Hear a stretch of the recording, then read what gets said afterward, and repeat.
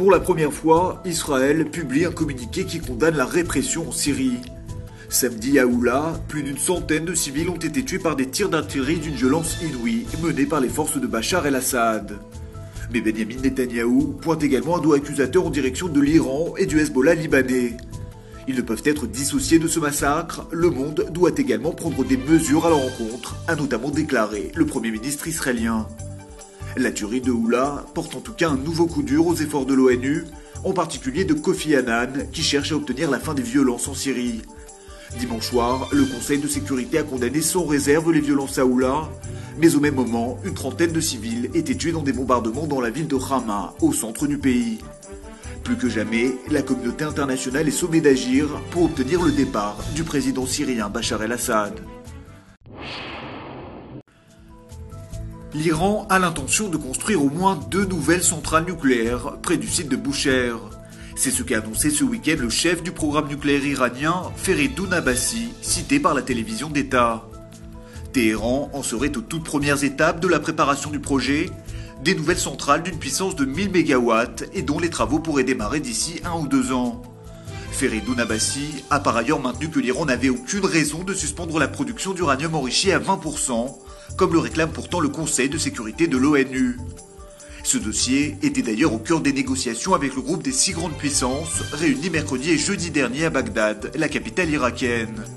Voilà qui devrait conforter la position israélienne, dont les responsables croient de moins en moins possible une issue diplomatique. Le site de l'agence palestinienne Wafa, organe de presse officiel de Ramallah, a été piraté ce dimanche. Des hackers y ont publié un rapport prétendument accablant sur les généraux de l'autorité palestinienne. On y apprend notamment que Mahmoud Abbas a fondé une organisation de défense des droits de l'homme à Genève en Suisse. Son but, assurer une couverture au service de renseignement palestinien, tout en faisant office de relais à la cause palestinienne. L'ONG en question devait en effet récolter des informations sur Amnesty International et l'organisation Human Rights Watch. C'est une tendance depuis quelques années, l'Espagne est devenue l'une des destinations favorites des touristes israéliens, en particulier Barcelone. En 2011, d'après des chiffres officiels, ils y auraient déboursé la somme de 15 millions d'euros. Du coup, dans la région catalane, on veut exploiter ce phénomène.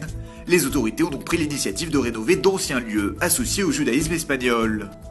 Ainsi, malgré les mesures d'austérité auxquelles est confrontée l'Espagne, d'importants budgets ont été débloqués.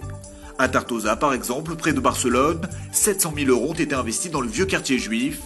Idem à Bessalou, où c'est le mikvé et une synagogue datant du Moyen-Âge qui ont été entièrement restaurés.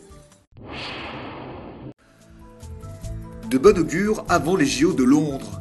Ce week-end, les sportifs israéliens engagés dans plusieurs compétitions européennes ont été particulièrement en réussite. Au total, ils ont remporté pas moins de 6 médailles, dont 4 d'or et 2 de bronze. C'est au championnat d'Europe de natation à Debrecen en Hongrie que les athlètes bleus et blancs ont connu le plus grand succès, avec 5 médailles, dont la dernière a été remportée aux 100 mètres papillon féminin par la jeune Amit Ivry.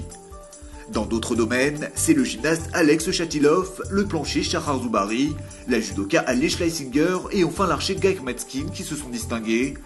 Tous ont décroché la médaille d'or, empochant au passage leur billet pour les prochains Jeux Olympiques.